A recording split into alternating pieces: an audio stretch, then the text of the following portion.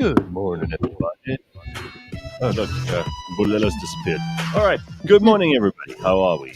It is Friday. You made it to the end of the week. You've survived this much, and if you've survived COVID and stayed safe and stayed home, you've done very well, haven't you? How marvelous! All right. Good morning to Ben, and good morning to Leigh-Ann, and most especially, good morning to you for joining us today. Hi, everybody. Hello. Ben, you're a bit cold there with that beanie. Oh, there's Meowses. Oh, hi, Meowses. She's like Meowses. bugging me. Put her on camera, then she acts like the exorcism. Jesus. Yes, Yeah. It is a bit cold. It's a bit cold today. I woke up quite early to try and prepare myself mentally for the day. Yeah. And here I am, warming up. And obviously, by your warm personalities, I feel so much better. Wow, isn't that nice? But we know you're just lying. Yeah, because Ben kind of attacked me this morning before we hit the live button. There was And an attack, was there? He actually wished that the podcast would start because he presumed or assumed that my personality would instantly change. Well, No. Ben, it hasn't. I'm still me. Leigh-Ann, you're already 3 times more pleasant than you were 5 minutes ago. You can throw a cat in my face. I can play the same game. Oh, look, it's one of the spare cats. Which cat's that? That one's Sheba. Oh, She's the talking cat. Okay. Has she done any She says songs? things like "hello." Has she done any songs with the Kiffness yet? Shame. Apparently, cats everywhere are busy competing for a place on. Who knew that cats were so egotistical? But they're all fighting for their next role in the Kiffness's songs. Yeah, it's so true. And I actually have so this one. She could have competed. They're lined up. Spare cats. She used to be I could play her like a what are those things that the Scottish people play a bagpipe. Yeah, I could hold her and she would sing, and then I would like vibrate her stomach and she would do like a wah, wah, wah, wah, wah, wah, wah. But the problem is that sounds a bit no, rapey. I didn't. And now she has like severe gastro problems, so I hope it wasn't caused by that. Oh my God, that's horrible. You never know. But she could have been a good contender. Yeah, for that. I love that Kiffness stuff. It makes me laugh every time I see those videos. And cats are really very, very funny. I mean, I do know that they're the lowest form of humor on the internet. Careful now. No, but they're fantastic. No. Just nothing wrong with cats. It's just that they seem to appeal to everybody across the board as a source of merriment and mirth. But they are, because I mean, firstly, like, they're very odd animals. I'm being stared at right now by a cat, and they look into your soul while sitting there in their fancy pajamas that are made for them to sleep 20 hours a day. Yeah. And that cat, when you just picked up Meowses just now, Ben, and pointed her at the camera, she looked like she wanted to maul your face and get out forever. Like never wanted to see. But yet her default setting is so sweet and serene. Yeah, she's an odd personality. There's very, very strange stuff that goes on in a cat's head. Of course, they are well known for being the only pet that will actually eat you if you die, even if they loved you while you were alive. But then I've already mentioned that mine's already started. She nibbles at my fingers and toes in my sleep. Well, yeah, and trust me, the bagpipe cats come for your throat the moment you show weakness. That cat's got stuff to get on you. Well, the bagpipe cat. I did something very, very cool yesterday afternoon. I actually had a pretty busy day yesterday, as it goes, especially since lockdown. Who has busy days anymore?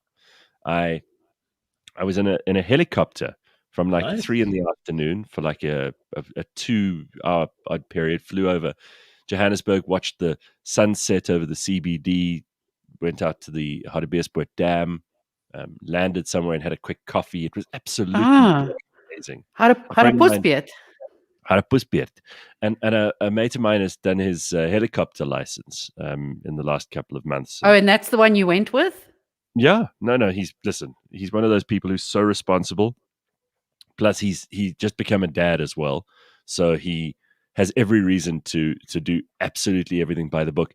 We did the pre-flight checks, tested the whole thing. We did all the fuses, we checked all the lights. The whole thing on the ground was like a good 20-minute pre-flight check, which was amazing. I've never done that before with a pilot.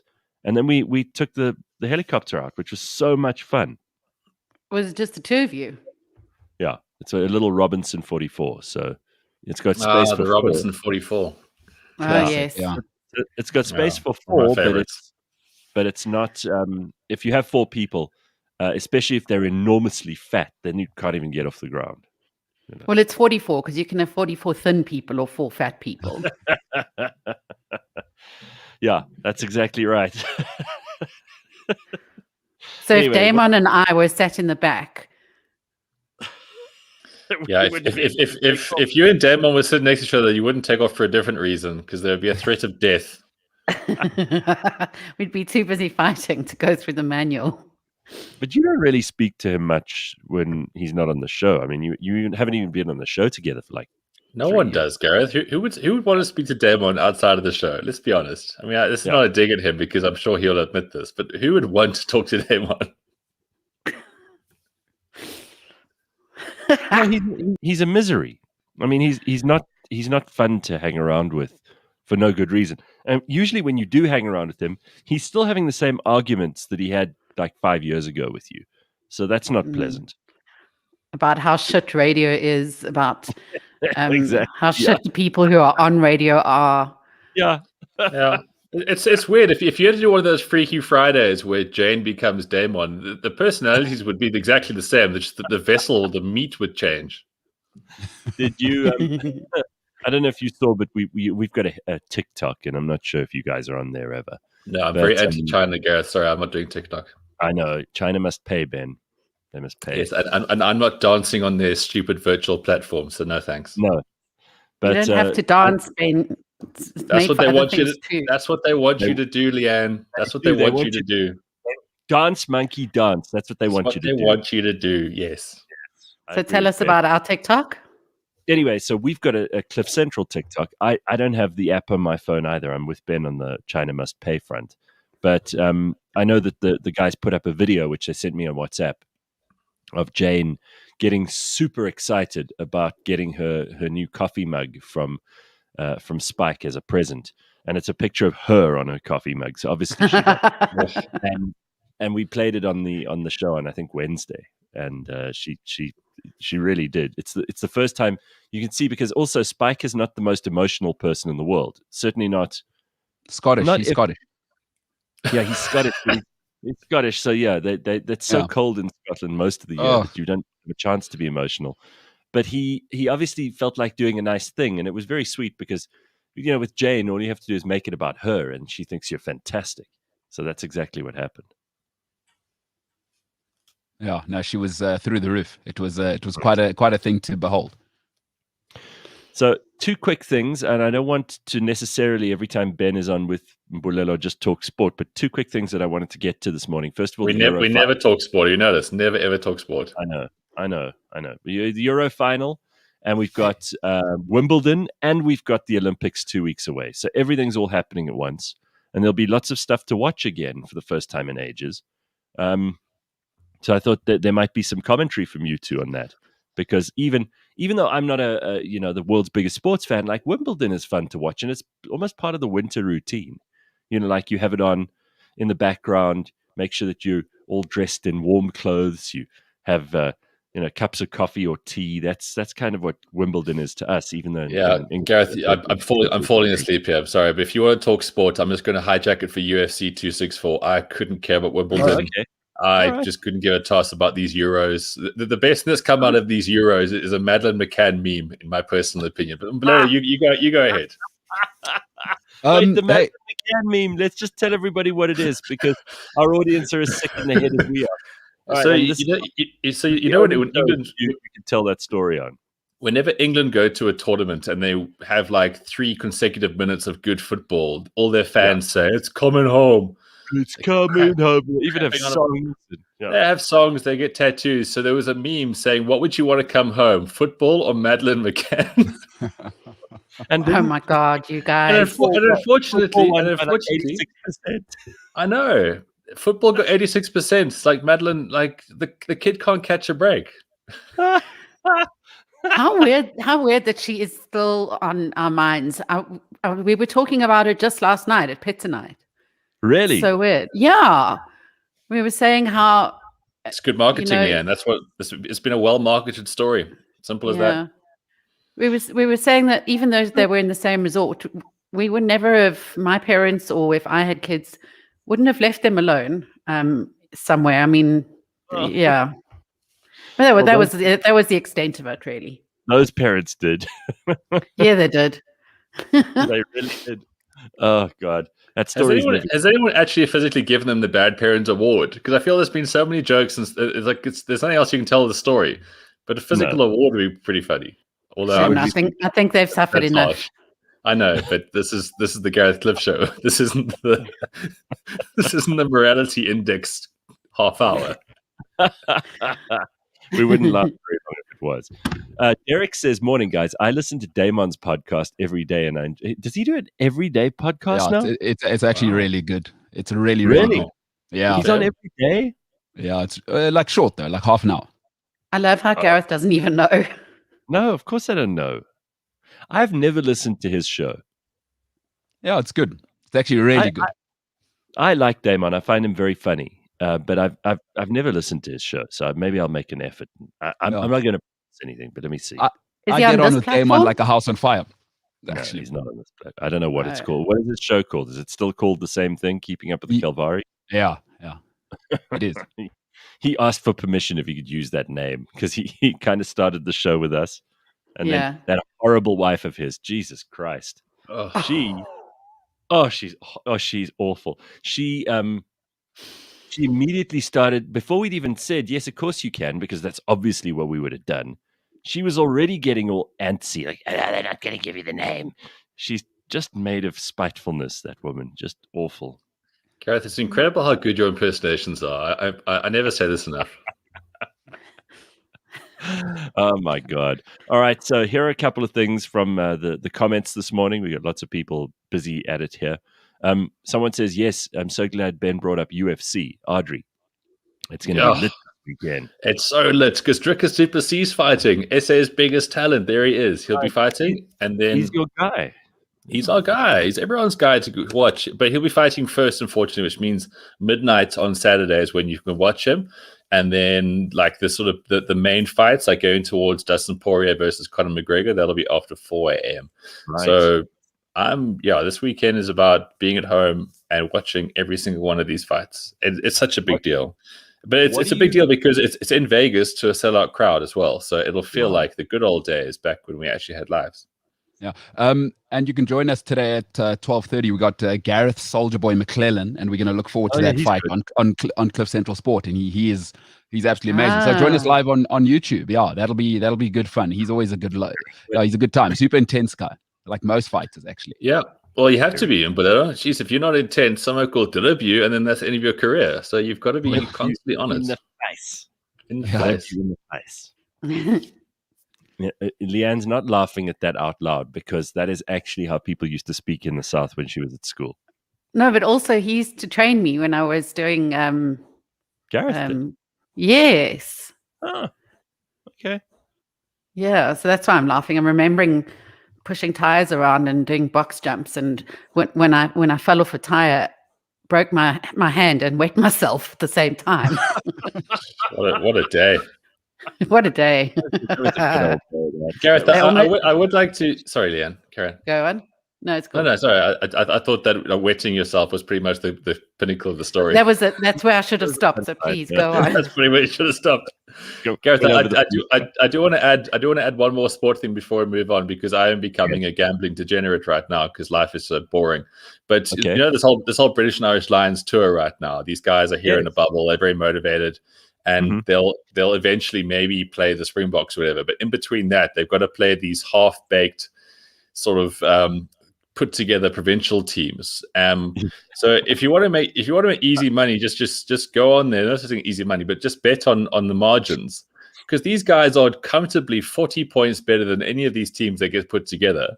So you can bet on these margins. Like, for instance, they're meant to play the Bulls this weekend, but the Bulls have had COVID scares, so that game's postponed. So they absolutely humbled a put together Sharks team on Wednesday, and these poor Sharks bastards are now being almost forced to play them again this Saturday because they have been in a bubble. But you've got guys who are playing, who are like first choices for their countries back home, right, in like Mud Island, and they're playing guys who are maybe fifth or sixth choice for their country here in this country, and they've been in a bubble. Like these guys from Durban, right? They're in Durban in winter. They don't know what Joburg winter is. They've been forced to be in a hotel for a whole week. They got absolutely hammered on Wednesday against these guys. It was a big score. And now they're being trotted out again. So they're going to be sore, bruised. As it is, this team. Imagine how grumpy they are. They must be so grumpy. And now they got it, because the whole thing is like, oh, it's an honor to play against the Lions. Yeah, they kind of dicked us on Wednesday. Now we're just getting abused. So if that game goes ahead, just gamble on that, because there's going to be at least a 40-point spread there. I'm being conservative now. You got a stronger Lions team and even more disheveled bunch of Sharks youths who are being trotted out, probably against their own will. But yeah, it's really quite a thing, this Lions tour. That's so awesome. Opola says this morning that this is the first time that they've been able to listen live. Not an early riser. Well, you've chosen a very nice cold day. I did not want to get out of bed at all this morning. Jesus, it was really difficult. Usually I'm like, okay, let's get the day going. This morning I'm still in bed. I just put a different background on.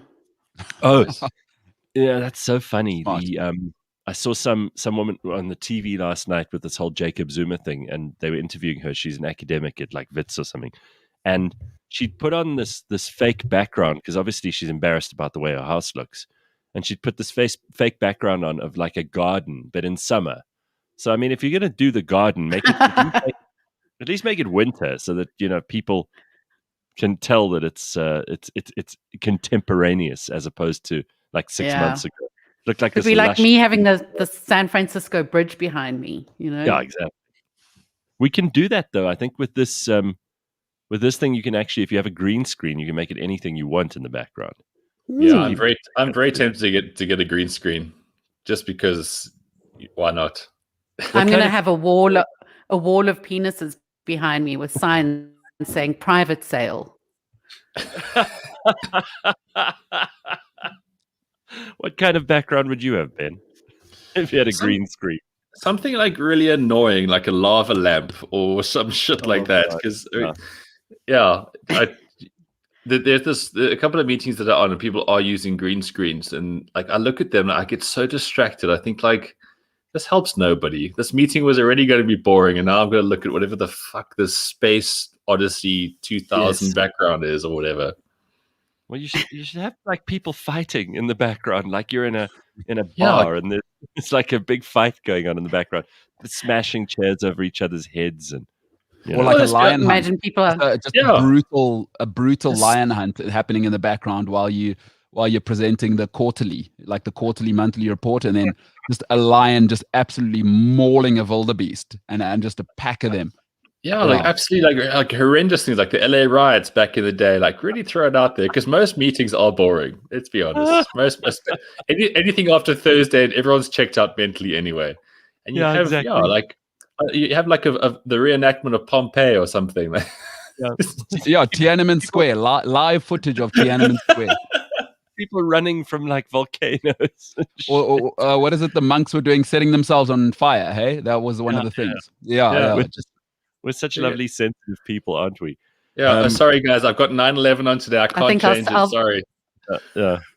That's just the background for today. I'll stick with the penises even after all those options. Yeah, no, your penises would be funny in the background. That would be hilarious. I often wonder if people, because I know someone who used to keep a spreadsheet of all the men that she'd slept with. She actually had a spreadsheet with different columns detailing like how long she was with them, what the sex was like, what size their penises were, whether or how not far they went. Yeah. Yeah, exactly. Like first base, second base, how far did they get? And then she also had like a comment. It was almost like a guest book. And then she would, after she'd been with any guy, she'd fill in this thing like a psychopath. And then she would go back and look over it to be all nostalgic about the men that she'd been with in her life. That's Very amazing. weird. How is Rita Lutmont anyway? I reckon that might be like a one-page spreadsheet, to It was be actually honest. Debbie Chris Williams. Sorry. Sorry, no, it was Isabel Jones. Shame. Before she died. She was a real hound dog, but while she was alive, though, she had a lot of fun. Well, she was always looking for a fair deal, Gareth. Oh God! Is anyone doing anything fun this weekend? Like, we can't go out. We can't go anywhere. Nothing's open. What do you do? Yeah, Gareth. Look, you topped it with your helicopter story, but if that's the only way we can go is up into the sky, then maybe we should think along those lines. You can still visit your mates. I mean, people aren't dead. No, you can. Some people are nervous, though. Not all people. So, with all due respect. Some people are terribly nervous. They're still, and all they do is when you meet them, then they give you the obituaries. I've discussed this with you on the show already. Like there's this one person who tells me exactly who's dead. I get an update like every day, and I'm not looking for trouble. So I'm not going to go and join a sort of house party of 50 people this weekend. Last weekend I was very, very well behaved. I was at home the whole time, but I do think you can do stuff with your friends. Someone gave me an interesting theory yesterday, and I don't necessarily want to dwell on this for too long. But the theory is basically that she was talking to a nurse who does these corona tests, right, at Benmore Shopping Center or something, and she said to me, the nurse told her that even though she's been doing these tests every single day since the beginning of coronavirus, well, since the beginning of the testing that was available, this nurse has never been sick. And she said she's never even had, any inkling that she might have had corona. She hasn't tested herself for about 3 months, but when she last tested herself, she had been negative for even the antibodies. So, the question was like, how have you stayed, even though you're in contact with people all the time and you may be very close to people, you're sticking things into their noses, for heaven's sake. How do you stay safe from this thing? And she said she really thinks it's just basically down to your immune system. Some people's immune systems are just way better than others. And if you are one of those lucky people whose immune system is just really good at coronavirus, then you'll be fine. And nothing can make you sick. You won't ever get it because your immune system is working at optimum levels. If you're just unfortunate to hit it at the wrong time, or your immune system's not particularly great at that moment, you're just fucked then. Then you're going to get it. I must say, we dropped off my 60-plus-year-old aunt at Mill Park to go and get her second vaccination. And when she was there for about 3 hours and we still hadn't received a call. When I tried to phone her, I couldn't get hold of her. So I got a bit worried and thought, maybe she'd passed out or I don't know, something. So I made my way there and joined the massive crowds. Wow, it was over 3 floors of a parking lot. Very organized. And I started to look for my aunt. And, she's special needs. So I said to them, I need to actually physically go in. She's not answering her phone. So they let me in and I went into the swathes. And then I realized how hard it is to find a grey-haired person in a sea of boomers. I thought it would be easy, but they all looked very similar. I went through 2 floors and then I actually heard her voice. She was talking about the blankets that she crochets. I managed to find her. That could be hard because many people would be talking about the blankets they're crocheting. No, exactly. But I eventually found out she was in the recovery section.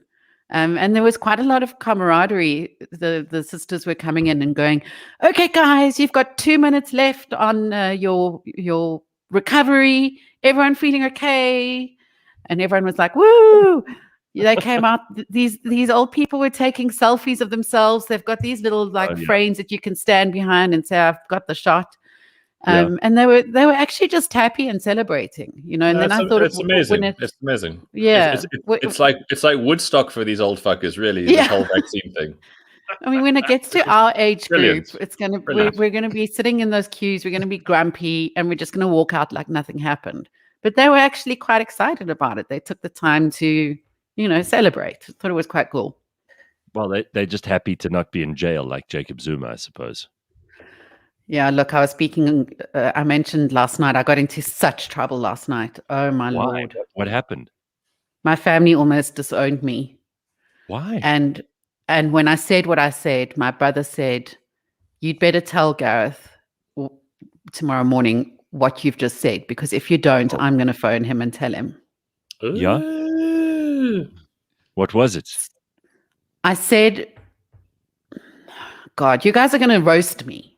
Oh, yeah. And the things you've said on the show, you want to hold back on anything. Yeah, exactly. I'm sure you broke a collarbone and weed yourself at the same time. I can't imagine how much. And that was 5 minutes ago. Exactly. Yeah. Go on.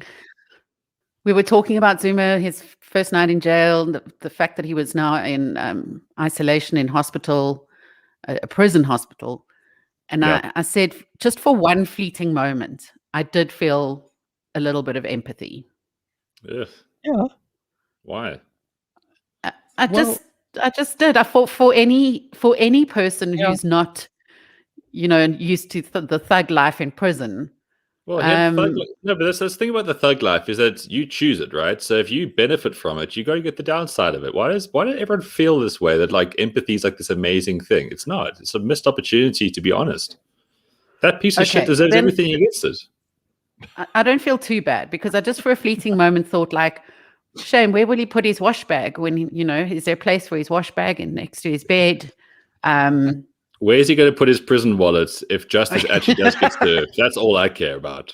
There was a huge argument. Well, it wasn't even that huge an argument, but there were two people who were on this group. It's actually a business group that I'm on with a bunch of other people who are, they own their own businesses and all the rest of it. It's one of those things. And I usually mute it, and occasionally there's some interesting things that people are sharing on there that to do with the economy or whatever.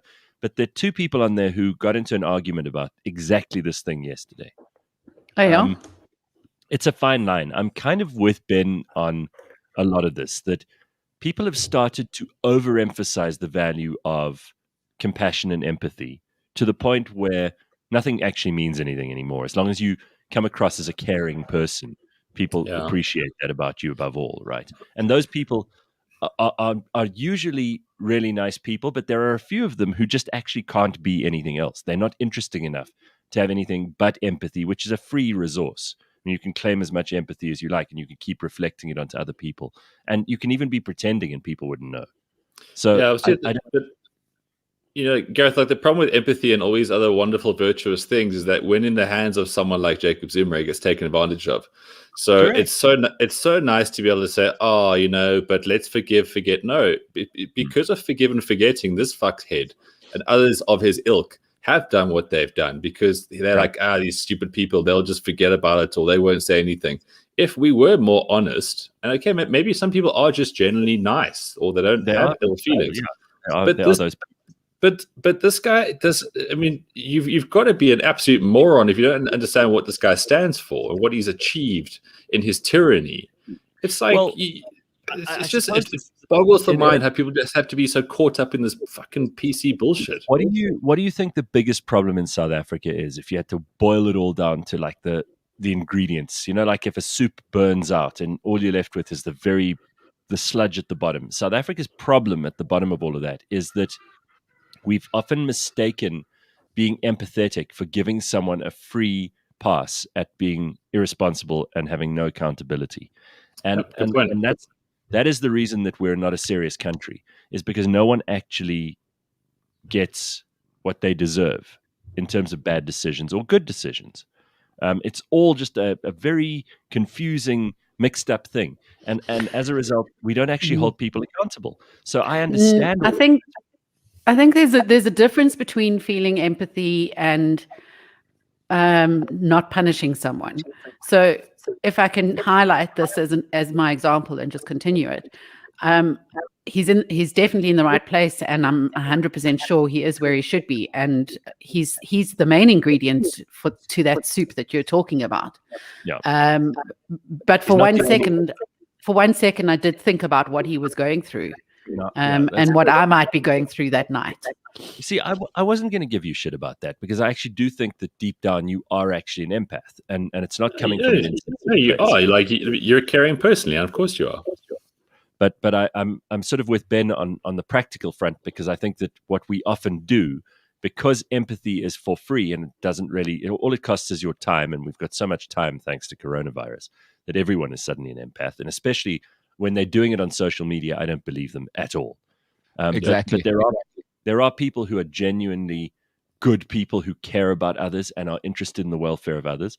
And I do think that you can't be a complete monster and only look at the practical effects of cause and effect. And you can't only look at someone's track record and say, this is a terrible person, just throw them in the rubbish heap of humanity. There are people like that for sure. But each of us at some point has to go, because, this is what that human beings do. We look at ourselves, we go, I wouldn't like to be in that position. And I've always said that my biggest concern around this, and there are lots of South Africans celebrating Jacob Zuma being in prison, which is ridiculous, because it doesn't change your life. It doesn't affect you in any way that he's in prison. It really doesn't. However, I think there is an element to this that makes you just seem like you're not a complete douchebag if you imagine what it must be like for a guy in his late 70s to be sent to jail.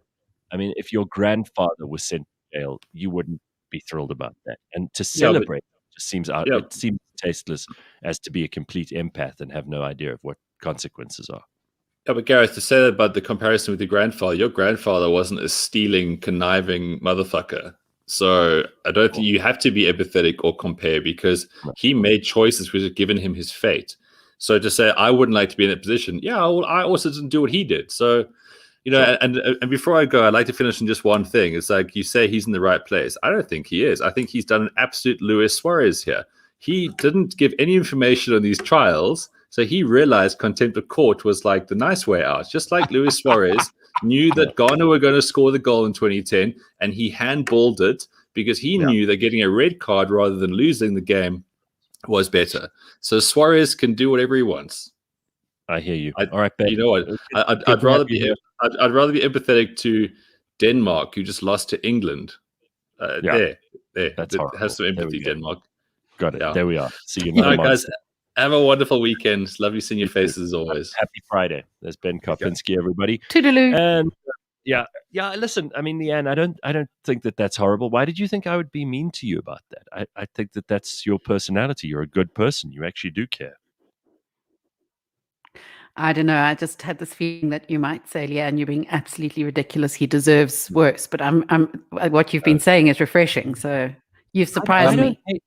I don't hate him. I really don't hate Jacob Zuma. I've said this from the start. We've spoken about him so often on this show for years. I mean, he was our president for how long? We started that State of the Nation address drinking game, for example. And I've met him a couple of times. He's charming and he's interesting, but he is a crook. You can be both those things. You can walk and chew gum at the same time. And it's good to be like, oh, shame, the guy's going to jail. In a tiny, even if it's just, as you said, just a little spark of empathy, that's good. Oh, it's a sliver. He's not the only one to blame for the situation we're in. People like to scapegoat. No, exactly. That's the other thing. How much of everything do you think he knew or was aware of? What percentage of everything that happened do you think he was fully aware of? A large part, because the fish rots from the head. But I do have to say this: if you, Leigh-Ann Mole or Mbulelo Tinta, if you guys didn't pay every cent of your tax, do you think you would get the same forgiveness from the machinery of government that he's been shown? Obviously not. Not a chance. I'm so far on the other side of Leigh-Ann here. And I think we're in such a dangerous time. Okay, let's say as a country, but it's global. Is that, looking sort of empathetic and being empathetic are not the same thing. And we're in such dangerous territory where people are so keen to look good that they forget to be good. And it's most people I encounter. So for Jacob Zuma and for anybody, for myself even, I feel zero empathy if you're a grown adult and there are consequences to your life for your actions. For me, I feel zero for anybody in life, by the way. When you do something, I don't care what happens in your life, you are in absolute control of your life. Don't tell me he didn't know.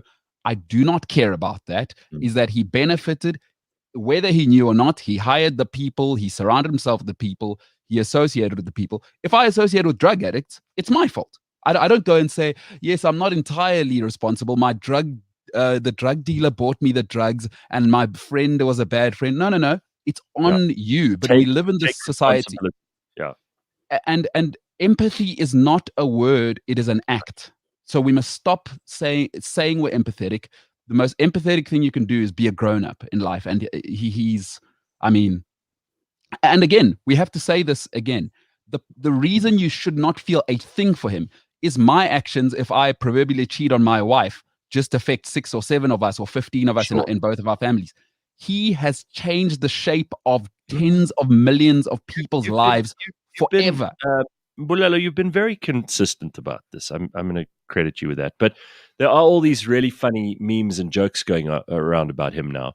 And there was one yesterday, which is a real dad joke, but it's worth repeating. Jacob cancelled his cell phone contract last night with Vodacom. He's now with Cell C. Yeah. Sorry, had to share it. It's one of those good ones. All right. Lots of things to talk about this morning. Let's do a couple of headlines quickly, just to make sure that we're on top of all the stuff that actually is going on. And to make sure that Zuma's still in jail.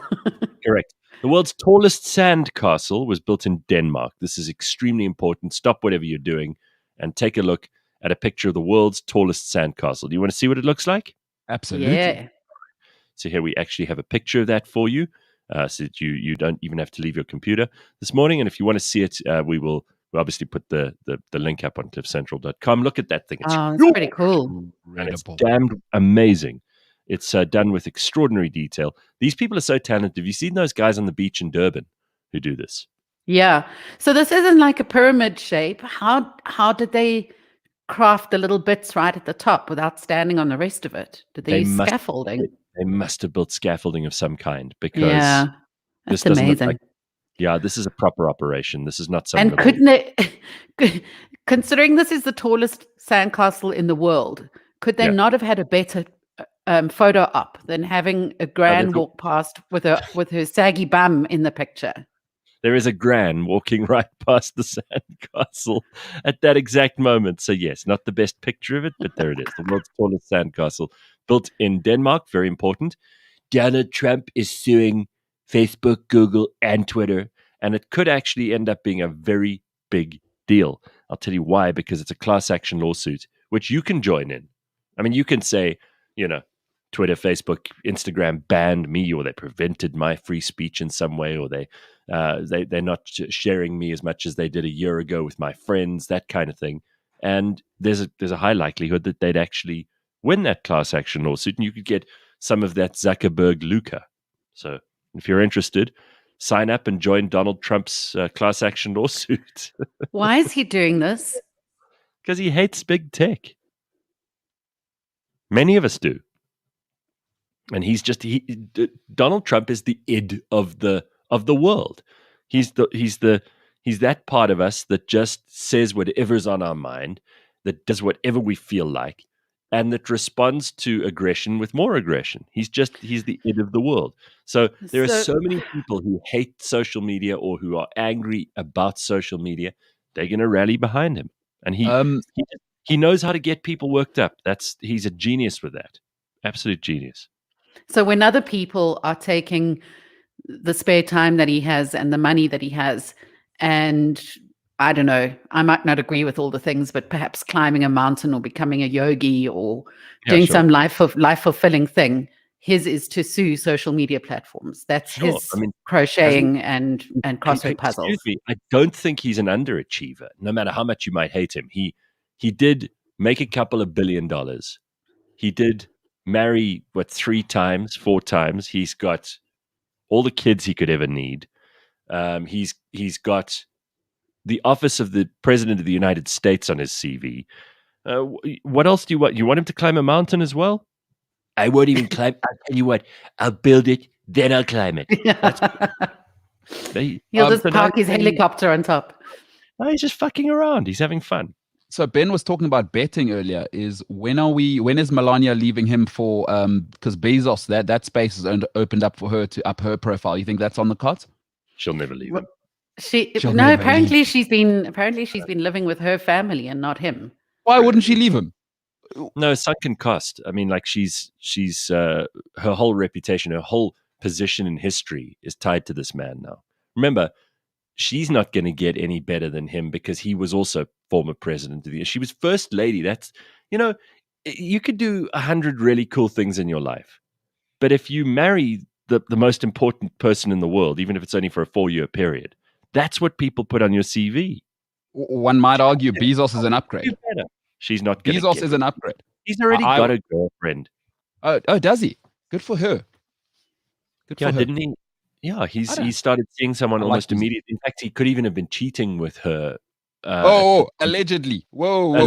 No one said that about his wife. Why did nobody say the wife might have been cheating? So please, let's not throw that on Bezos. Allegedly. Fair enough. Yeah. All right, so something else you might want to know about this morning in the news. England has relaxed the quarantine rules for vaccinated returning citizens. I wonder why. Could it have something to do with football?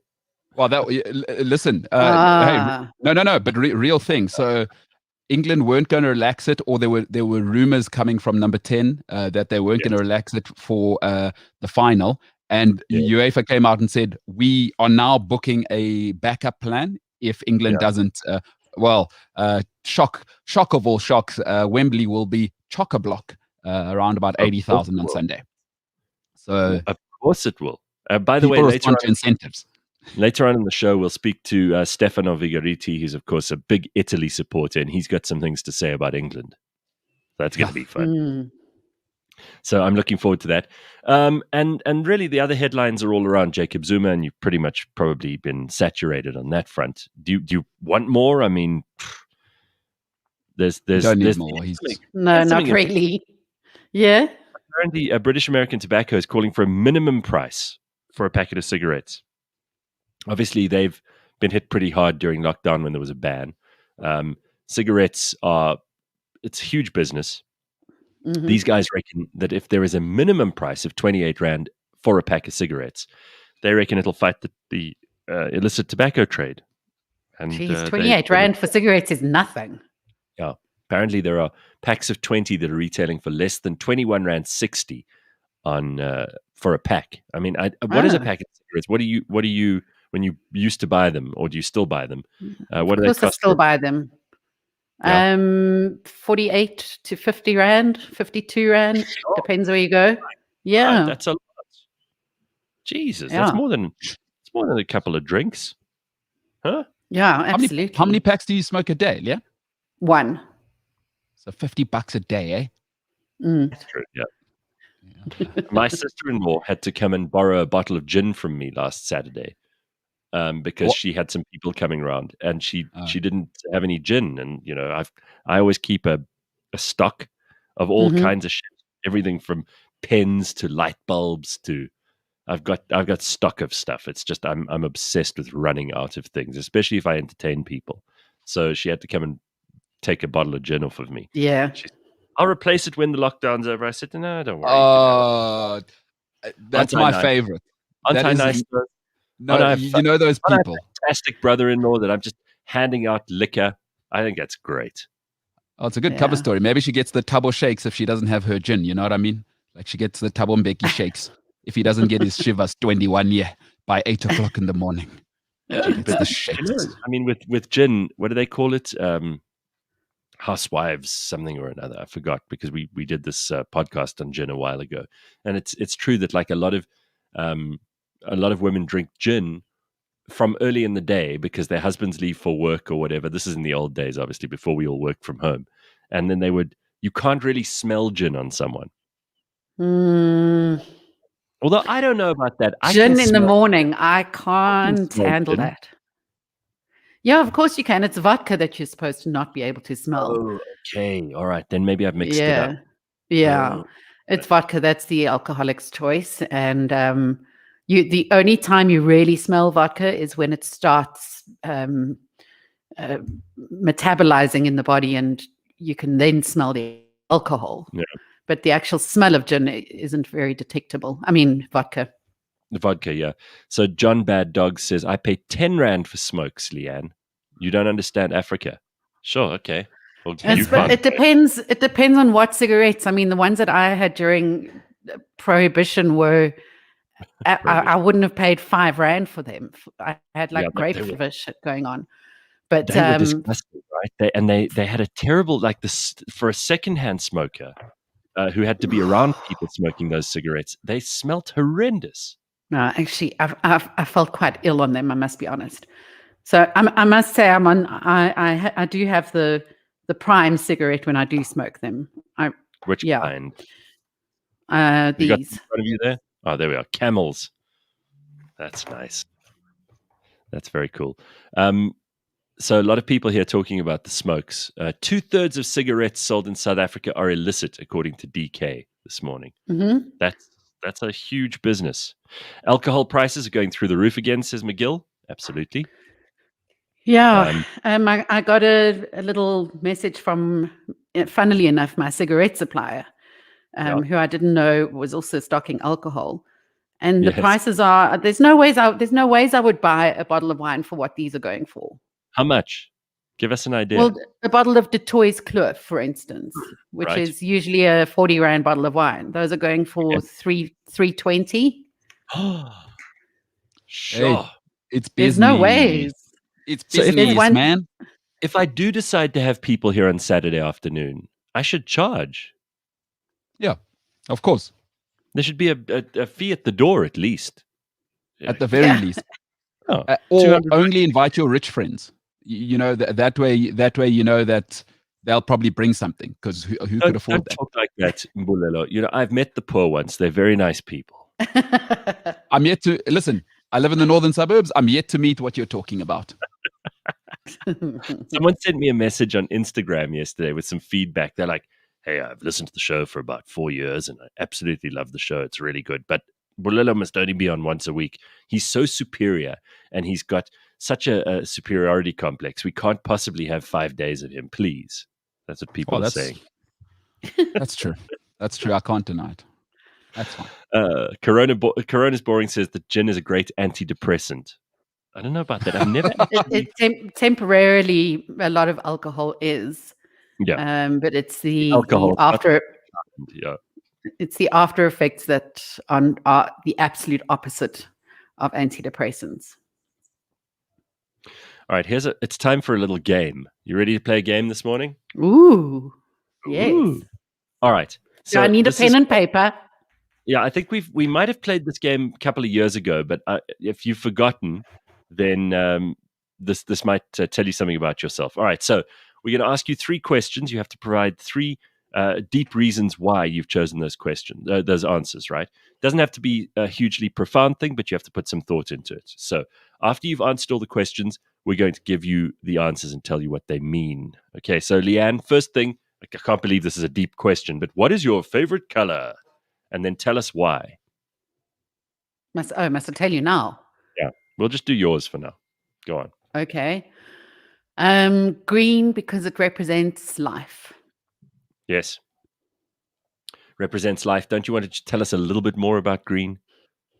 Well, to me, it's a neutral color. It's present in nature.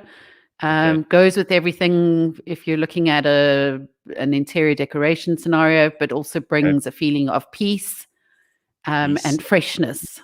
All right, nature, peace, freshness. Just remember those. Okay. Life. What's your favorite animal, Leigh-Ann? Give us a couple of reasons why. A cow. A cow. Okay. Why? Yes. Happy to be in a herd, grazing peacefully, simple day-to-day life without any real threats from nature. Okay. Favorite form of water, like, lake, puddle, rain, a river, dam, sea. Like a mountain spring. Mountain spring. That you'd find near a grotto. Why would you like mountain spring? The purest, freshest, cleanest, most delicious, ice cold, perfect temperature water. Very good. All right. So using Leigh-Ann's answers as an example, we're going to see what this actually means. All right. So I'm going to give you a little explanation of what all of this is. So here are the answers. Your favorite color represents your view of your own personality. So you chose green. Green. Is it close to nature, fresh, neutral? Life. Goes well with other things, life. Yes. That's how you see yourself. Okay. Question number 2. Your favorite animal is your view of the perfect mate, a cow. So yes. Part of the herd. So not a threat, no threat from anywhere. Yes. Day-to-day simple life. That's the kind of person that you would be happiest with. Yes, absolutely. Do you agree with it? Yeah, I do. Favorite form of water is your view of your sexuality. In a grotto. Cold and delicious. Ice cold, delicious and pure. That's very good. So there we go. How's that? That's quite interesting. I love that. Yes. Yeah. Very good. Very, very nice. All right. We got lots of cool stuff still to come. We're going to speak to David Matamela and Vicky Friedman from Noah's Art later on. They are doing amazing stuff to try and help people who have been left with nothing during the lockdown, because obviously performing artists in particular have nowhere to do their thing, and a lot of these people can't do what they do on the internet, so don't throw that at them. And they're desperate. So these guys have actually done an amazing job of putting together a charity, bank accounts. They've tried to make a huge difference in these artists' lives, and I thought, you know what, this is a good cause. Let's find out about them and what they're doing. Also, Stefano will join us a little bit later, Stefano Vigoriti, to talk about England versus Italy on Sunday, which is something everybody's talking about. It's coming home. It's coming home. Football's coming home. That is the worst song ever, and I can't stand it, but good for England and good for Italy. We'll speak about that in a little while. All of that and more on the way. CliffCentral.com. It is 7 o'clock.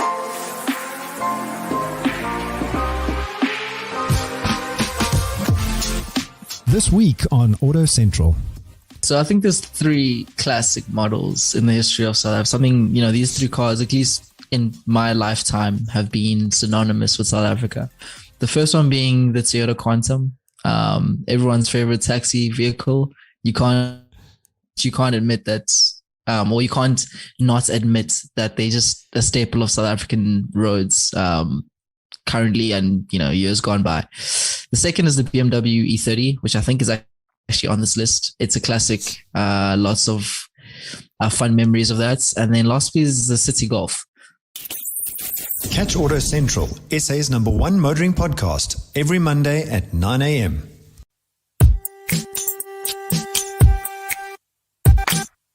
That girl is a shooting star. You're wishing on, you're wishing. That girl is a neon heart. You're switching on, you're switching in your mind.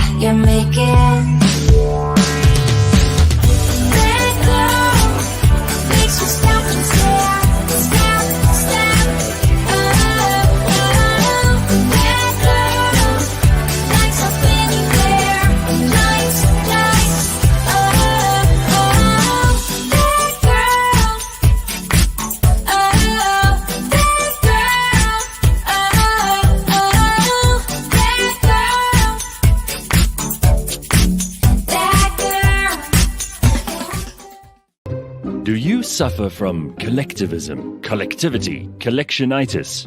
Do you have an obsession with objects? Are you a fanatic, a devotee, an aficionado?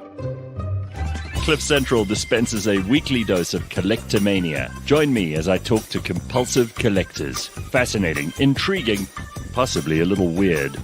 Collectomania, Mondays on the Gareth Cliff Show. Brought to you by SA Gold Coin Exchange and the Scoin Shop. All right, good morning and welcome to your Friday morning with CliffCentral.com. Mbulelo's here and Leigh-Ann is here, and we're here to look after you. We're going to talk a little bit of football later on because the Euro final is on this Sunday, and Stefano's a big Italy supporter, always has been. I actually watched Italy win the World Cup with him a couple of years ago. That's a long time ago, 2006.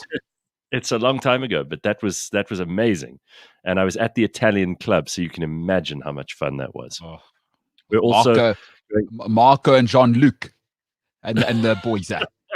How's it, Marco? Exactly You're right. How's your sister? I haven't seen you around, eh? So we'll talk a little bit about that later on. We've also got Vicky Friedman and David Matamela joining us. We're going to talk a little bit about artists during this tough time and how they're managing. And if you can help, there is a way that we can make that happen. So lots of cool stuff. I don't know how you feel about, and this is really just a quick thing because I don't want to go down the Jacob Zuma rabbit hole again, but about these pictures that people are sending around of him in jail. You know, the pictures of him kind of having, filling in the forms, getting his prison uniform, that kind of thing.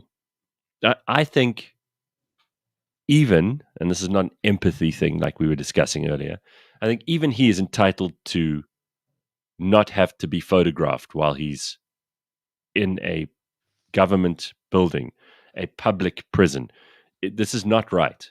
You know, usually you can watch someone drive into the prison or walk into the prison, but you don't get to have cameras inside showing you what's going on with them. I don't think that's right. I think the state has a duty to respect people's privacy, even if they're prisoners. It bothers me. You should not if you go into a government hospital, there shouldn't be someone with a nurse with a phone who's going to take a picture of you lying in bed in a coma. No one should ever have that picture. I have a huge problem with this. 100%. And again, it's got to do with putting yourself in that situation. If you're standing in the queue at Home Affairs and you pass out and you're lying on the floor, no one should be taking pictures of you passed out in the Home Affairs building.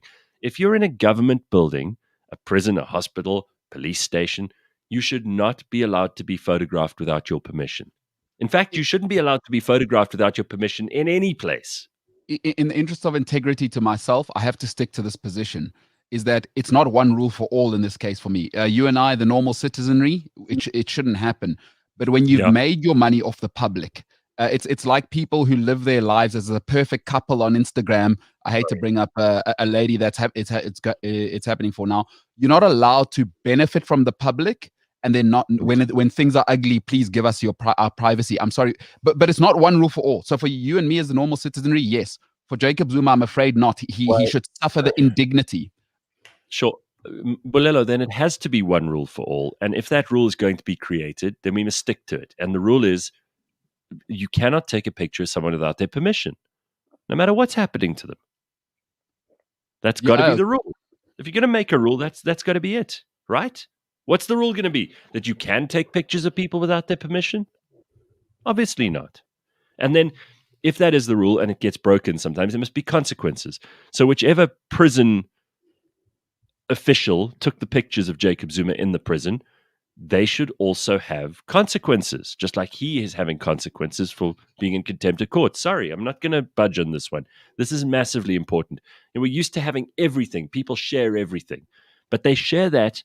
You are the one who uploads your pictures. You're the one who puts them on Instagram or on TikTok or on Snapchat or whatever else.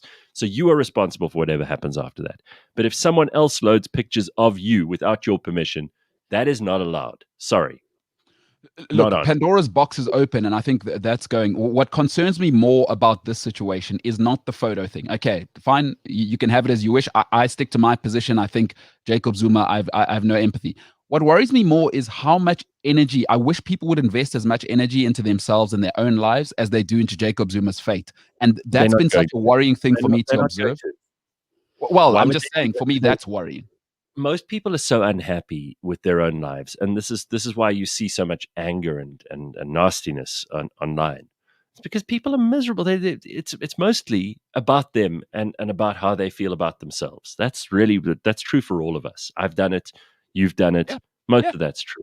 So if you can feel a bit of Schadenfreude by sharing a picture of Jacob Zuma in jail, it kind of somehow assuages your guilt that you might be the most boring person in the whole world. That you have nothing or that you've done something wrong, You stole something from the shops when you were 7, or you treat your family badly, or you're rude about your friends behind their back, or whatever it might be. And then Jacob Zuma being in prison makes you look like a good person by comparison. I think it's for me. I'm kind of on the in between. I think it's fine to take a photograph of a person if they're committing a crime or doing something wrong. Sure. CCTV cameras in point, and if you were bearing witness to a man beating up a woman in a street. Yeah. But he, at the moment, is not committing a crime. He's already committed the crime. No. Well, you could argue he's always committing a crime. Just by being alive. How can you tell Jacob Zuma's awake when he's committing a crime? But I don't think anyone should have those pictures. You know, I can't walk into your house and without your knowledge creep into your bedroom and take a picture of you. That would be, in anybody's book, that would be wrong. And the same goes for prison. While you're in the custody of the state, it is the state's responsibility to look after your privacy, your dignity, and so on. And this is to me a clear what do we call it? It's a dereliction of duty by the state. That's what it is. And I remember. Hermine says maybe he did want the picture out there. Well, no one's asked him. And I don't know that he has the wherewithal when you're being checked into prison to be looking around and people are taking pictures. You know, I think that's really awful. But then hold on. If we continually say when you go to prison you should have your civil rights removed, why is he entitled to a civil right? No, I've never said that you should have your civil rights.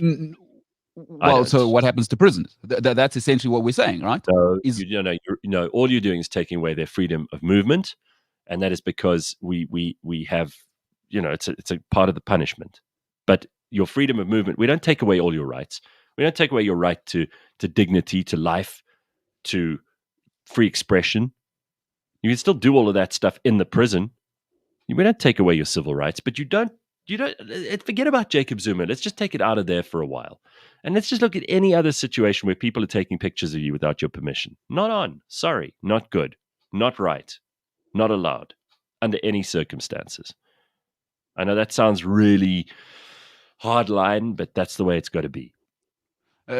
Also, quite frankly, maybe 99% of us need to get over ourselves. Who wants photos of most of us? You know, that's also true. Please get over. Well, they want pictures. Well, because yes. Well, I don't want to go back to my thoughts on him. There's a reason. He's. How much would I have to pay you to jump into a swimming pool on a day like today? Well, for me, you're going to have to pay the medical costs of resuscitation. I thought about that. I was like, if how much would people be willing to jump into a pool for on a cold winter day like today? You know what? People will do it for free on TikTok. They will, but that's why TikTok is stupid. Mbulelo, how much if I did an EFT right now to you, you knew you could get a certain amount of money out of me. You can decide what that amount is. And you would jump in a pool. You'd do it, right? Yeah. How long do I have to stay in the pool? No, you jump in and climb right out again. Oh, no. What do you think 10 you grand. could get? 10 grand. 10 grand for sure. I don't know if I'd be willing to part. Yeah. $1,000. $1,000 right now. Okay. Leigh-Ann, how much? $1,000, I'll swim 10 laps. Sure. Okay. Yeah. All right. That would be worth it. I'm not making the offer yet, but yeah, okay. Leigh-Ann?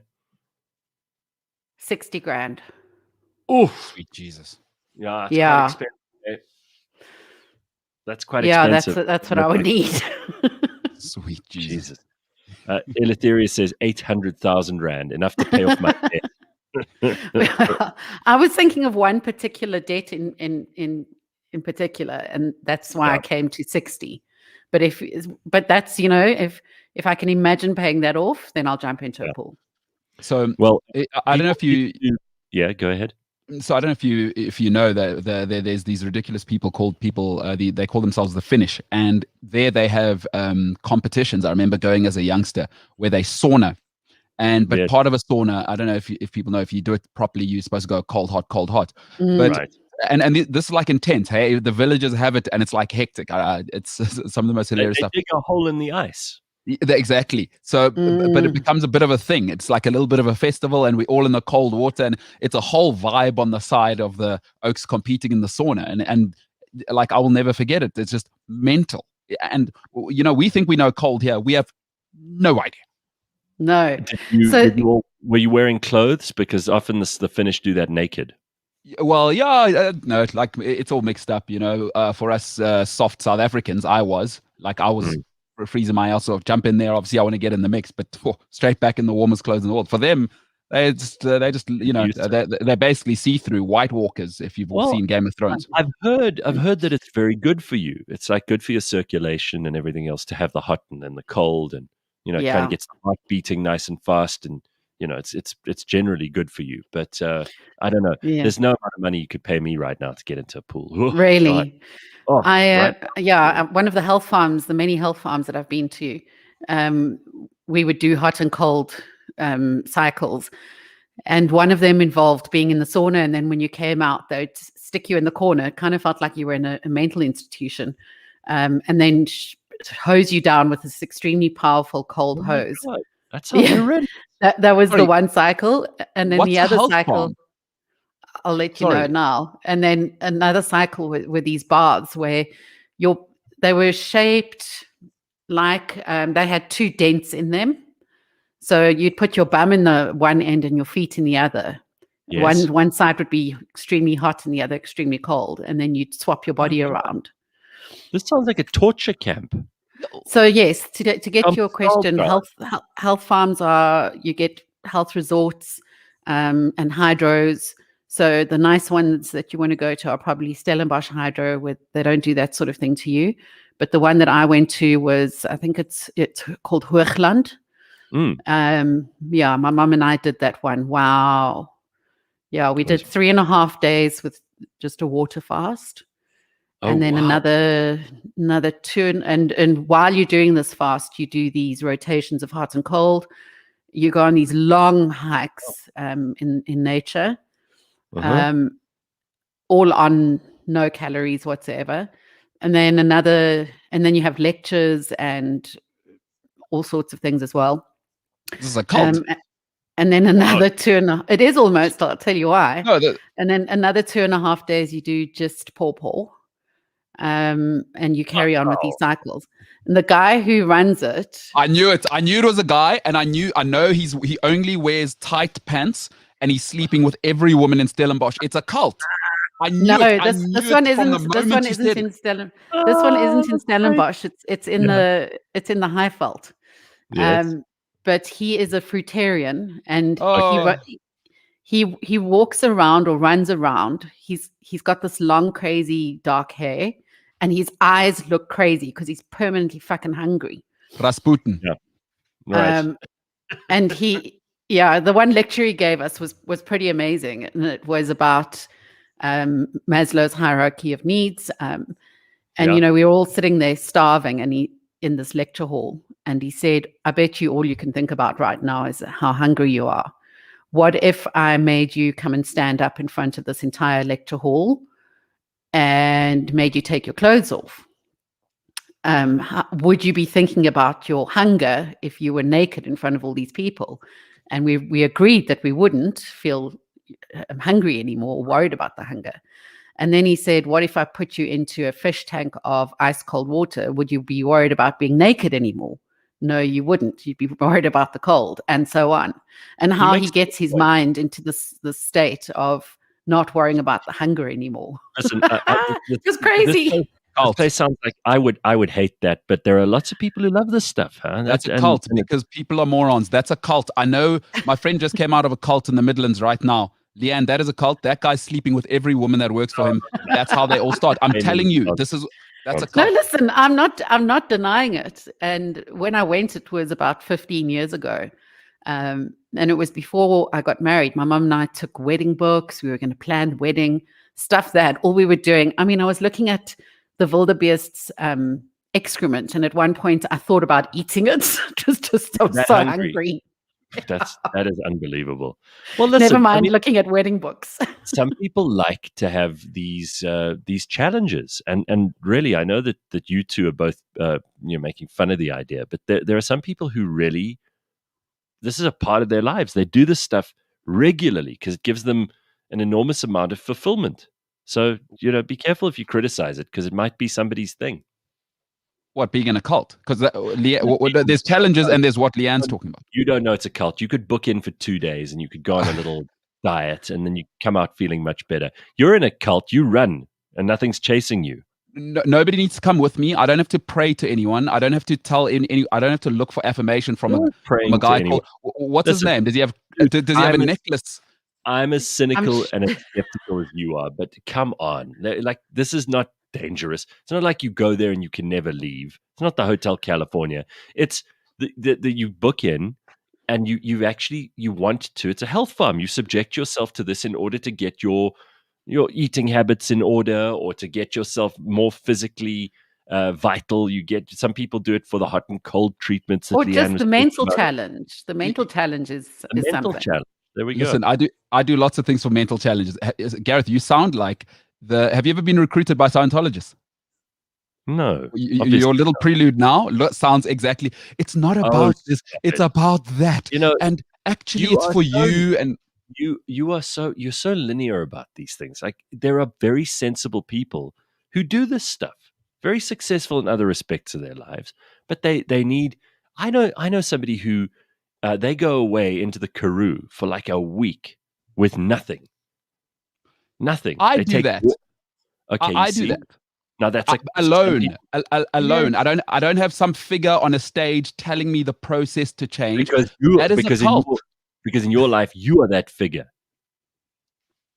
You understand? But I'm not telling Leigh-Ann to, in order to transcend, pay me whatever ridiculous amount you probably paid Leigh-Ann, and I am the way to that sort of evolution of yourself. Leigh-Ann, am I probably in the ballpark of what it went like? Mbulelo, the Beatles went to the Maharishi or whatever his name is, and they spent, I don't know, they were there for like a year, and they devoted their lives to this guy. Some great music came out of it. They were all at the top of their game. They were not losers. No, not everybody. No, you know what, Mbulelo, I can't. Look, I wouldn't do this thing again, and it's certainly not at this point of my life. But when I did, it's almost like it's your Karoo experience, but I can't just go into the Karoo because I'll be eaten by animals or worse. Well, for me, it's Drakensberg, to be clear. It's the cityscape version of climbing a mountain, Okay. Some people go. But yeah, I don't agree with it, and I would never do it again. Some people go for plastic surgery. Some people go on mushroom trips. Some people go to the gym every day. Some people go on week-long hikes. Some people climb Kilimanjaro. Everybody's got their thing. I don't think we need to like ridicule people because they've got their way of filling up their tank when they feel a bit empty. Okay. I said this to a friend of mine when she joined something that sounded exactly like what Leigh-Ann just described. She literally just came out of it. We're actually trying to get her to do a pod with us here at Cliff Central. All right. And I look forward to you hearing that and then tell me how different it sounds from what Leigh-Ann's just said. So it's not, just to be clear as well, that, you could have gone the whole cult route if you wanted to and got into this. But he only gave one lecture out of the whole week. The rest were, exercise people and diet people, and it wasn't. Mbulelo, it wasn't as drastic as you're wanting it to be. I suppose it could lead down that path, but it certainly wasn't that for us. I only met him once. What's the difference between that and rehab? For some people, and that's a kind of food rehab. That's what it is. And rehab's a joke. It's also a cult and a money and a pyramid scheme. We know that now. There's the evidence is out, so it's actually no difference. They're both nonsense. Rehab works for some. It does not work. The numbers are out. There's a reason. Rehab. The numbers are out. Rehab does not work in terms of recovery. And trust me, my mother's a psychiatrist. We've done the numbers. We've talked about this. There's a reason rehab doesn't actually work most of the time. So then, what does work, Mbulelo? Alcoholism, for instance. Works. CrossFit's the best. You gotta pump it. The thing is, you gotta get in there, and I promise you, it's actually a new church. You gather and you actually around positive people. It changes your life. CrossFit will change everything. Plus, the way I'll give you 50% on my protein shakes, bro. My cousin makes them, and everything's good with that. All right, listen. Yeah. Let's end this here because we've got to get to Noah's Art, and I want to speak to David Matamela and to Vicky Friedman. They're from Noah's Art. We're going to find out what they're all about. And also what Noah's Art's trying to address here, because we've all been trying to come to terms with the changes in our lives over the past year and a half. Many people have lost their jobs. Many people cannot do their jobs at the moment. And the saddest thing is that there are some jobs that can't be done remotely. There's some industries that have shut down completely. The events and hospitality businesses have been hit very hard. But artists, the people who we rely on for our culture, the people who give us expression when it comes to performance and producing beautiful things and making us inspired with the things that they do. These are the people who've really been left out in the cold. And thank God for Vicky Friedman, because she's put together something called Noah's Art with a bunch of other people. It's a charity initiative. They're trying to raise money for the performing artists.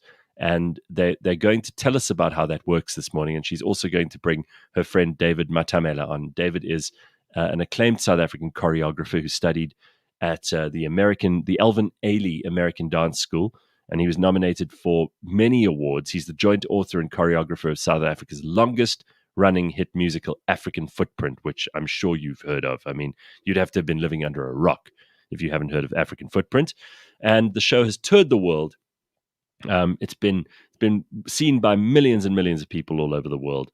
He's also the resident choreographer for The Lion King in South Africa from 2007, and then he was a judge on So You Think You Can Dance South Africa and the Dance World Cup in Disney World in Paris. So we'll speak to David and we'll speak to Vicky. First, let's go to Vicky. Hey, Vicky, how are you? Nice to have you on the show. Hi, Gareth. Hi, everybody. Thank you so much for having us on. Hey. What a pleasure. I'm sorry it's taken us so long because I spoke to you such a while ago.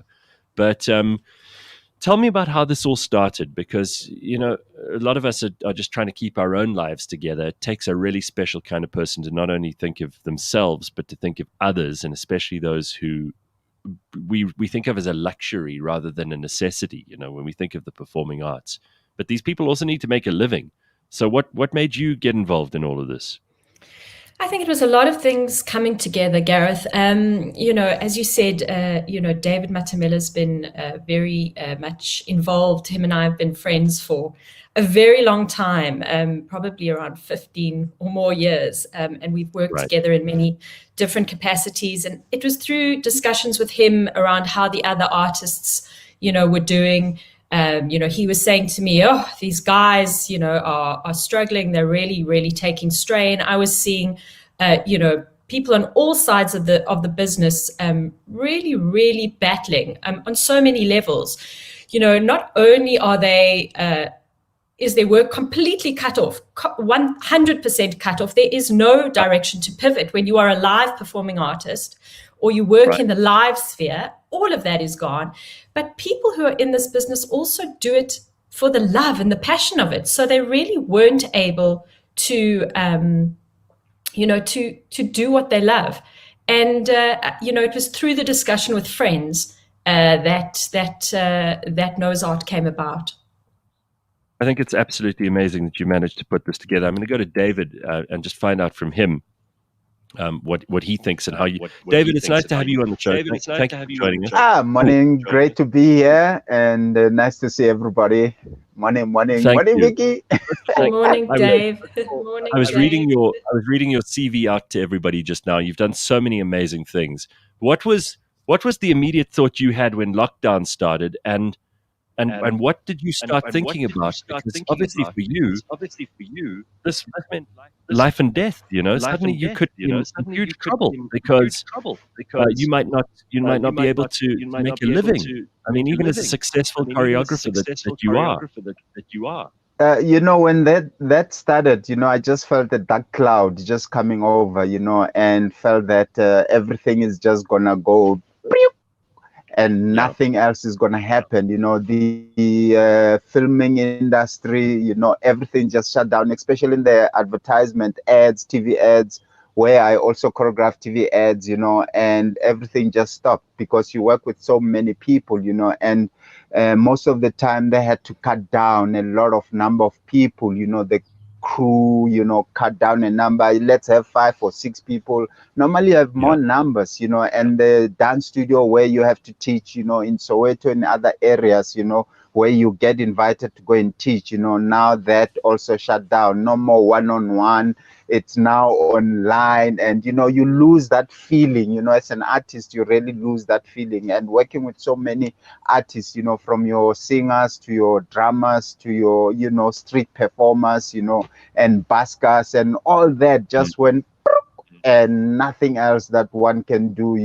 And I normally in the morning when I wake up, I do some exercises. Now you're so demotivated, like, what's gonna happen now? No. And now you try and keep yourself up, to stay motivated, and to get inspired, and you just keep moving. And then you have people like Vicky from Noah's Art, and Taliko Des, Sharon, and many more that were a team, and doing all that. And when I chat to Vicky either on WhatsApp video, I say, Vicky, remember when we used to do these moves? And and Vicky like, David, hey, we are hungry now, we're sleeping hungry. I mean, some of the artists have lost their cell phones, some have sold their laptops, and usually me, because I just try to keep myself laughing and happy, and I say, I'm gonna do a strip show for you, Vicky. Hey, here we go, I'm stripping, and Vicky will go, hey! Just to keep people laughing, and just to stay happy and try and easy down everything, and we just what, let's go for it. And then Noah's Art came alive, and as well as working with other charity organizations, like your Tusa Arts and the help from Angel Network, and all that coming together to help the artist. Because everyone is like, you crying, it's just, it's so bad, So David, I mean, this is really just you're a very lively soul. I mean, you're exactly the kind of person that when I think of the performing arts, I like to imagine in my head. Someone who's just got so much energy, they got so much love to give, they enjoy what they're doing so much, they love bringing other people into their world, they put on a great show, they make you feel awesome. When you walk out of there, you're inspired. That's the kind of thing that I think we're talking about, right, Vicky? And these are the people that we have to help.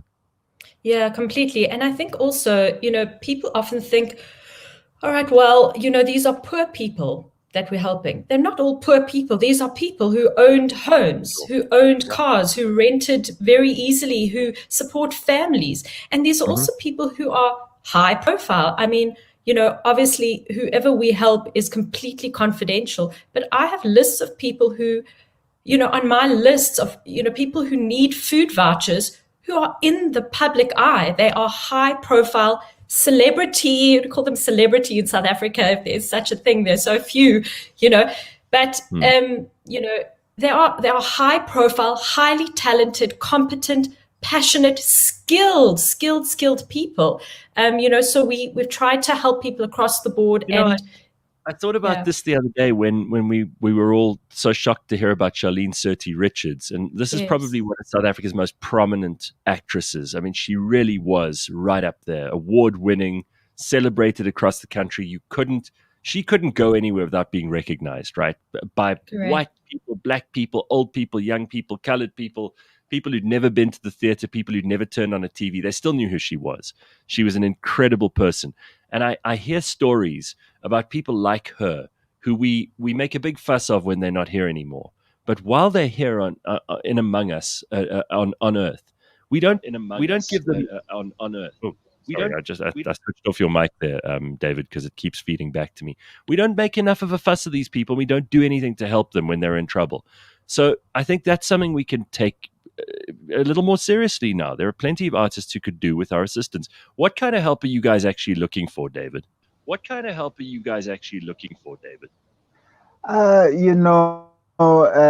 Since we started, and the help that we've been finding, it's from private donors. Some give us food, packaged food, and Vicky will give you more from people that we receive packaged food. And we had to sit down and package everything into boxes where we can send to. We did food parcels where we send food parcels to Performance Victoria, in Soweto, in so many. As we've been doing that, it's easier when you send vouchers, because people can go into the store and buy their own things that they need, things like your toothpaste, your, anything that is needed for artists, and them having that little money on their hand to go and buy something, at least a little bit of power, and getting these donations all over the place, in Cape Town, in Durban, in Port Elizabeth, where we done in Johannesburg. It's all from partners, and whatever little that we get, it really so much. It helps so many people. Even myself, I do receive a voucher. I go and buy food, because there's nothing coming in. Income is just, and it's also that we can survive, and have something that we can eat, so I can able to brush my teeth a bit, so I can have a little bit of a smile, say, hey, my teeth are white, and staying happy, and that little, it's really so helpful, and having artists that are so in dire strain, I started switching off my phone at 9 o'clock. Normally I don't switch it off, because you receive calls up until like 12 in the evening saying, hey, Deza Baba, hey, hey, sorry my language if I'm sorry, No. but that is the reality of what I'm expecting to call. Hey, Deza mfowethu man, mfowethu, hey, mfowethu lungcela, mfowethu man, inkosi yami ngayiso, no, hey, Deza kuyawupha mfowethu man. And I'll call Vicky.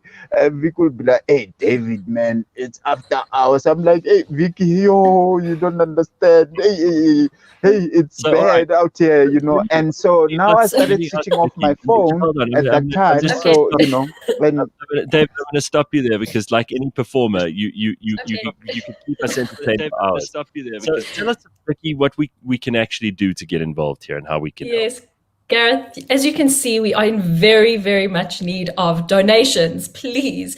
The easiest thing right now is the donations. Because of COVID, we were originally, we were collecting dry foods, and we did package a lot of food parcels for people. But the easiest thing right now definitely are the donations, because those go directly into food vouchers for performing artists. They're virtual vouchers, so the artist can get an SMS on their phone and they can redeem that voucher at any ShopRite Checkers. And that is the easiest, the best. They can choose what they want to eat or what they really need. And so the donations really are the most valuable right now. But certainly, if anybody can offer us any other kind of support, we will accept, bulk dry goods or whatever it is, and we will redistribute. So they can get in touch with us at noahsartcharity@gmail.com. If anyone can help, we're open to working and collaborating with everybody, because it affects everyone. It affects all of us. Well, Lenice saying, I'm enjoying this, and Melissa saying, what an incredible foundation. Kudos to you guys. So here's the info. I'm just going to put this up so that you can see the details of what they're doing at Noah's Art and how you can get hold of everybody there. If you should wish to make a donation or make a contribution in some way, you could find them on Instagram. You can find them on Facebook. Noah's, Noahs, Art Charity. And you can also email them, noahsartcharity@gmail.com. If you would like to know more, they've got an Investec bank account that you can put some money in. If you've got a couple, put 100 Rand in if that's all you've got, and you'll be helping who knows how many people. It really is an Gareth, extraordinary thing that we're doing. Yes. Let me also just tell you that we are doing donate 67 rands for Mandela Day. If people want to give even 67 rands, will help us. And we know that people are strapped for cash, but if they can, just help us to help artists get through this time. We'd be so grateful, even for small amounts. And just to also let you know, nobody takes any money out of the, the whatever we get. It 100% goes to the artists. Everybody is a volunteer. Nothing is used for administration costs. We bear all of that between us as a team. And so, people can rest assured that the money will go to where we say it's going, and we'll make sure that we help people as much as we can. I love it. Congratulations, David. It's good to see you, and I hope that we get to see you on stage very, very soon. Vicky, what you guys are doing is really a lifesaver. It's so important that we look after our artists. And well done to you and to the organization, all the other volunteers at Noah's Art. We will all be posting the details on cliffcentral.com too, and maybe you can get behind them and help them out. Thank you so much, both of you. Thank you for helping us and for having us on, Gareth. We really appreciate it. Thank you, guys. No problem at all. There we go. That's Vicky Friedman and David Matamela. And Noah's Art, not Noah's Ark, Art. Clever. Yeah. Right? Man, that's a really good thing that's going on there. Isn't it? Just shows you that there really are good people in the world who are trying to do things for others. When you think, as many of us do, oh, my life, and we all fall into that trap, right? There's not a single person who doesn't go, Mbulelo, you'll call it a whinge, right? There's not a single person, though, who doesn't wake up on a day and go, I'm not the luckiest person in the world. That all humans do that. Trust me, even people who you think are happy all the time wake up sometimes and they go, oh, my life sucks, whatever it is. You think about these artists and how desperate they are right now because they haven't been able to do what they do. Imagine being prevented from doing the work that you know, that you spent a life refining and getting accolades for. And then you can't do that. So if you want to help out, if you feel like you're in an altruistic mood today, then make a little donation to them. They really will appreciate it. And as you can hear from Vicky, they don't spend a single cent on staff or on any of their costs. It all goes straight to the artists. An amazing cause. Noah's Art, if you want to get in and help. Mbulelo, you are on mute. Yes, Mbulelo. That's correct. There he is. Oh, guys, a bit of sad news. I'm sorry, George Meany will not be joining us this morning because his dad actually died last week and or this week. Man. Sorry. Yeah, so George won't be on for Auto Central this morning. So I'm sorry about that. If you were waiting to hear from George, he's not going to be joining us today. But we'll try and catch up with him next week. And obviously our condolences go to him and to anybody else and his family and anybody else who's going through the worst at the moment because of this COVID situation. I know people who've been hit very hard. I know people who've just breezed through it. And then I know people who've also lost someone they really care about. So and then there's Pfizer. And then there's Pfizer. I know we make fun of things on the show and we have a lot of fun, but there are obviously life-changing and very serious consequences for some people. So don't think that we're not aware of those, even if we talk a lot of nonsense some of the time. All right, let's talk a lot of nonsense with somebody who I absolutely love talking to. It wouldn't feel like we were even doing anything in sport or especially in football if we didn't speak to Stefano Vigoriti. Now, we actually did a couple of World Cups together. We've watched a few World Cups together. He did a special World Cup show with us. He did a soccer show on cliffcentral.com, which was hugely popular at the time. And whenever I think of Italian football, I think of Stefano. And here he is in all his glory. Hello, Mr. Vigoriti. How are you? Buongiorno, Gareth. Good to see you. And are you excited about Sunday? I mean, do I even need to ask? Yes, I am excited. Like we're just saying, you've just been talking about important things, and a football tournament shouldn't really be part of those important things that are happening around the world. But here we are, and Sunday there is a final, and Italy. I'm happy to say it's there together with England. And, it's sort of also these things are now getting very, very heavily involved in politics, believe it or not. Football has has a political side to it, with the alliances of England and UEFA, sort of very, very close to one another, and there's very little football to talk about. But the politics of it, I'm sure they will interest you more than what the actual tactics and I mean, what I'm are all about. interested in is that you talk about the politics of it, but for many people, they've been missing football for a long time, and the players have been missing the crowds because of coronavirus, and for a year, all our lives were just thrown into disarray. And football and sport is such an important part of people's lives, and especially in countries like Italy and England. They can't exist without this stuff. So for them, it's like we could breathe again, And obviously, these are two great footballing nations. One is inarguably better than the other. I mean, you would assume that I'm talking about England, but I am actually talking about Italy, because Italy has actually won a couple of these Euro competitions. I don't think England ever has. You sent me this clip yesterday, which I thought was pretty funny. Let me play this quickly, because this kind of encapsulates what I'm sure Stefano is going to rub salt into the wounds with. You'll be particularly aware of the phrase, "It's coming home." Now, what would it mean to you guys to stop it coming home tomorrow night? Has it ever been home? I don't know. Have you ever won it? 1966 it was home. Well, was that not the World Cup?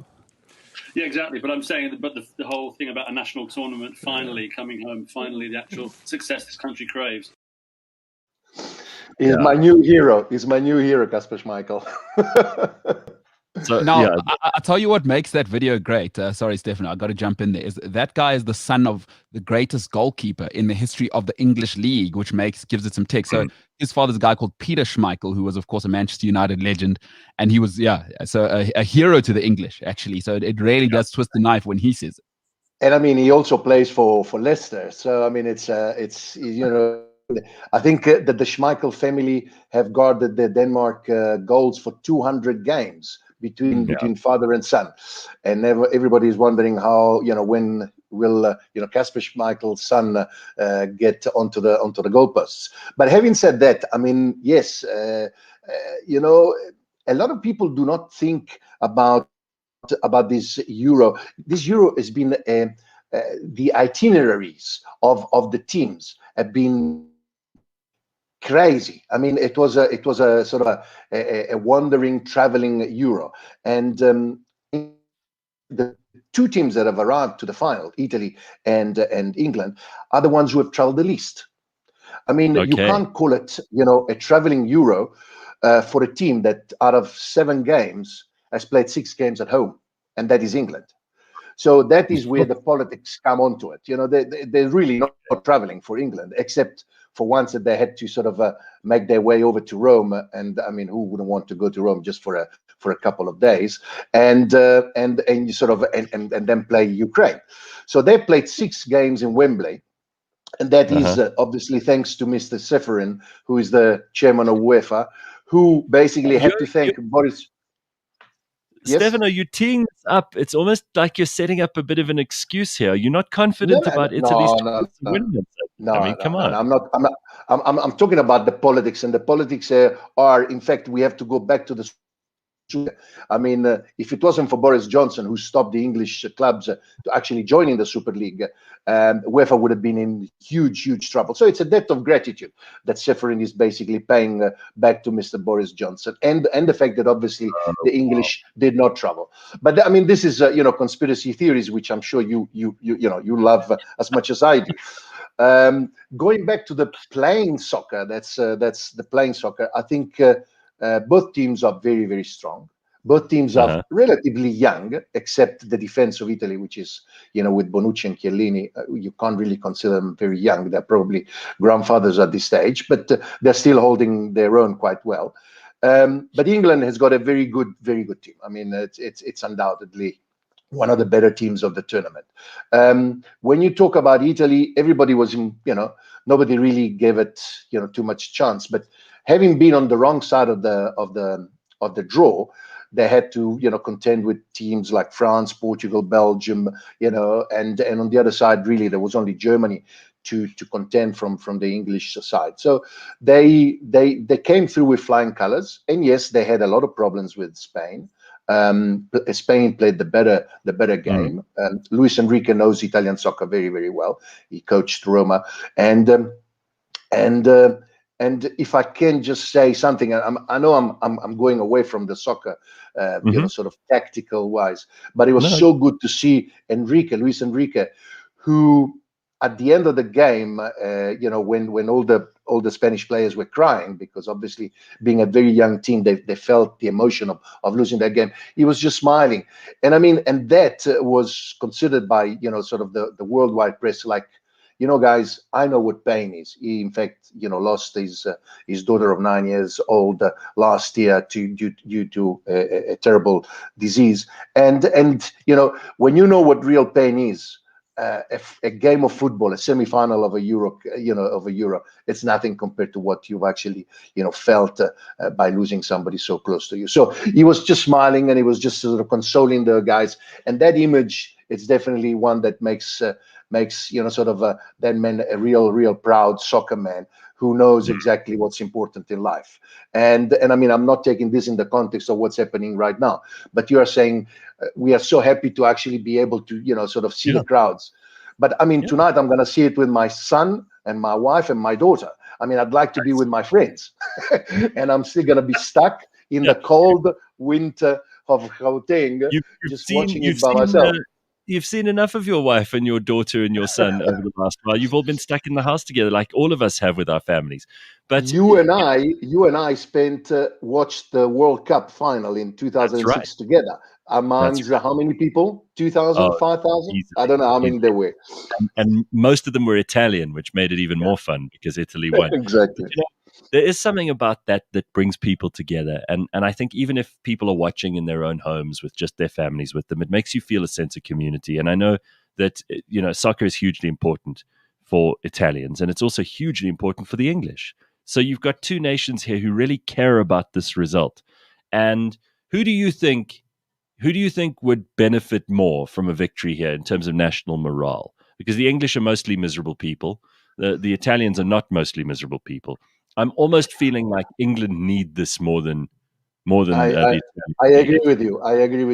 Having said that, Italy has been in the midst of a huge crisis because obviously of the pandemic, and in any case a crisis on the industrial side even pre-pandemic. So we weren't doing too great as a nation.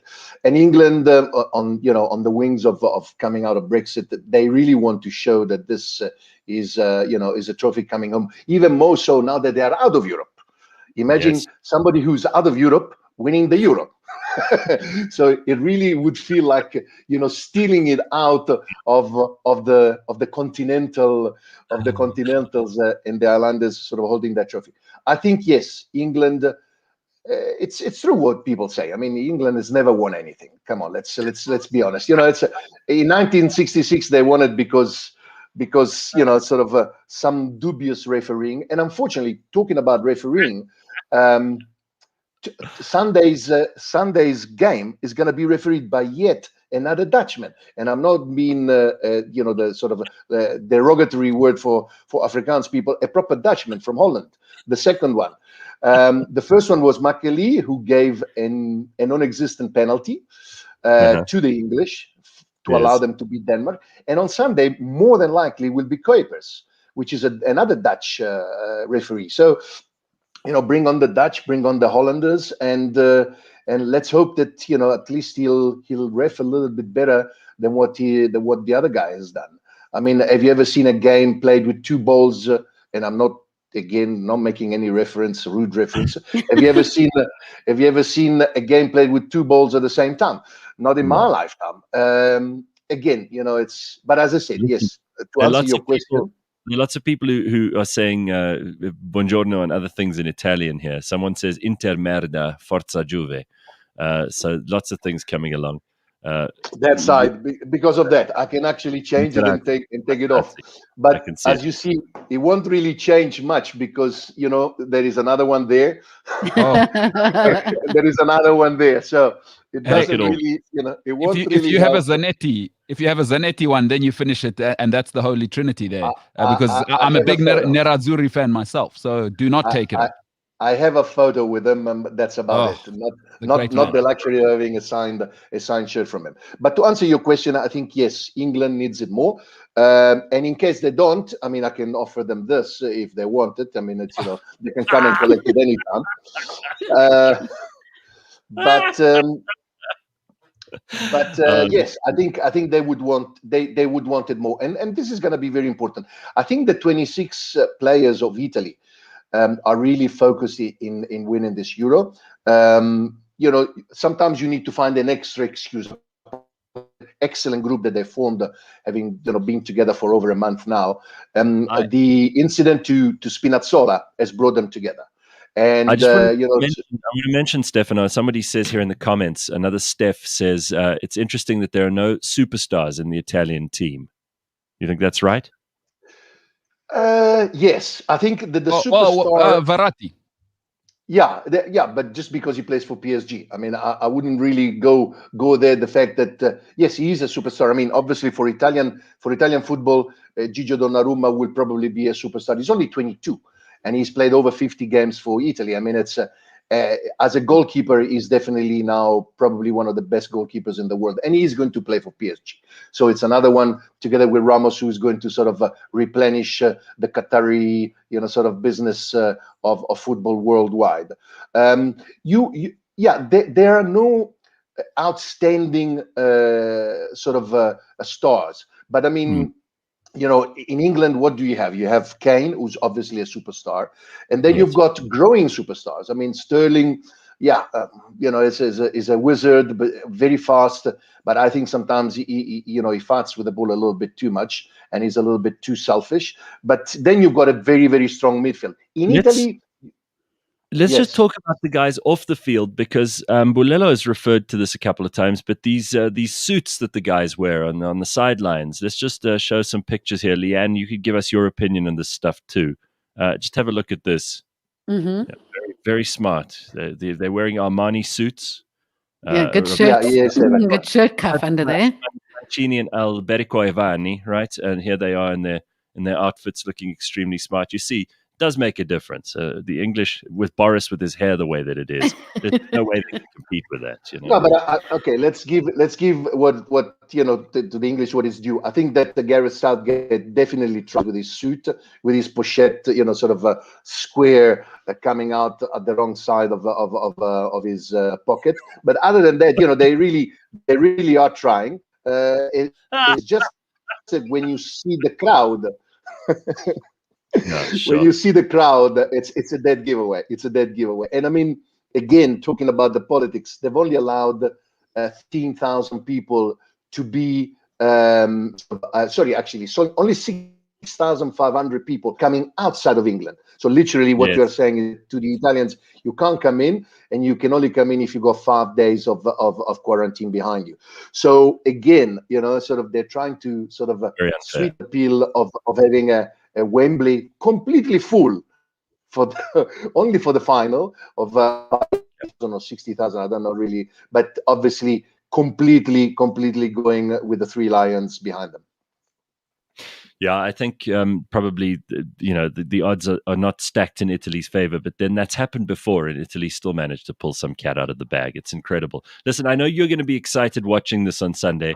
Do you have any England fans who are friends? Is there anyone you can gloat with if you win? Probably a little less now. Yeah, probably a little. I have one of the guys that plays with us in the Vets team who is definitely a fanatic as far as the English team is concerned. He's from England. I think they don't really see what the picture is, but I'm glad that the English media has given out the fact that yes, that wasn't a penalty, and we were lucky, and we are going, sort of on Sunday on of favorable wins. So let's see what happens. I think Italy has got the chutzpah necessary to actually upset the English more than what they've been upset. And like I said yesterday, the ancient Romans went and roamed and civilized and brought about architecture and the way of living and the way of bathing, in the way of many things to the English. Maybe on Sunday night, maybe on Sunday night, maybe on Sunday night we can actually again give a little bit of a lesson. Hopefully, it will be in our favor and we can lift the cup. Otherwise, I'll give the Italians this. Either loser, they can still go home with a cup, and I'll give them this. Steph, it's always good to see you, and good luck for Sunday. I'm with you guys, even though my ancestry would dictate otherwise. But I'm an Italy supporter. So good for you, and thank you very much, and good thanks, luck Mbulelo, for having me. Yeah, no, very, very nice, and good luck to all, both sides. I think it's going to be fun. I think I may even watch this one. Could be quite exciting. Yeah, absolutely. All right. Well, we've come to the end of another week. You made it. You can give yourself another round of applause. Mbulelo, if you were wearing a medal for every week that you've survived, first of all, during COVID and then post-COVID, you'd look like those North Koreans with those millions of medals all the way down their pants. Listen, I'm not one to go on and look for that sort of acclaim. What I want is a star. I want a star, actually. I want a star on Santon Drive. You know where I think I deserve a star? You know where Nelson Mandela's statue is? If you're not South African, it's at Santon City, that massive one. I'd like a star at his feet. I think that would be befitting of a hero like me, It's who survived COVID. Yes, exactly. Absolutely. Exactly. Very, very humble. There we go. Well, both of us. If anything, I'm more humble than Nelson Mandela because, geez, like that statue, a little, hey, calm down there, Nelson. What about me? Just a tiny star. That's all I'm asking for. So... You're definitely going to be watching all of this over the weekend. Oh, come on. Yeah, no, it's all happening. Yeah, I can't wait. It's going to be awesome. We all with Italy though. We just can't have England winning this because it becomes, it's I've got so many friends who support either side, and I've already, in the last couple of weeks, the English fans especially, I've just seen all this "I'm coming home" bullshit, and it's enough already. Anyway, a friend of mine's the security guard for the English team. Like he's running the security team, and he's sending me all these videos. I'll send you the video of him in the stadium singing last when they won. Oh, just pain, sick. No. I was sick in the throat. Sick. Oh no. Monica Garzola says, "I have English friends, so Sunday's game is going to be tense, but there's always a lot of love between the two countries." Well, I hope so. Let's see. And then Corona's boring, just bringing us back to earth, reminding us we've got an address from Cyril on Sunday. A new wave of bullshit coming out of Cyril's mouth on Sunday. That's something I love it. Thank you very much. Monica, by the way, saying it's not coming home, it's going to Rome. All right, beautiful. Have an excellent weekend, everybody. We will see you on Monday morning. And be good if you're not, take photos.